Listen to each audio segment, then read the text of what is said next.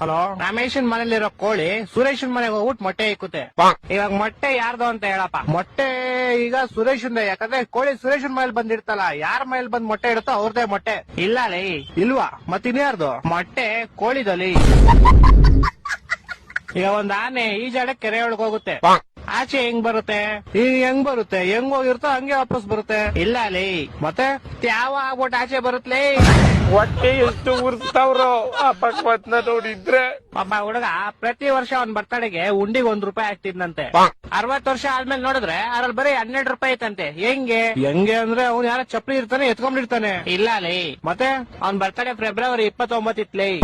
ನನ್ ಮಕ್ಕಳು ಒಂದೊಂದಲ್ಲ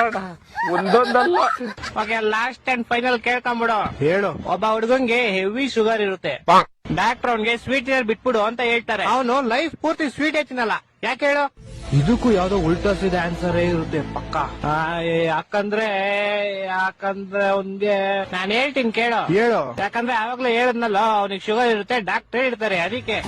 ಹೊಟ್ಟೆ ಎಷ್ಟು ಉರ್ಸ್ತಾವ್ರೋ ಆ ಭಗವತ್ನ ನೋಡಿದ್ರೆ.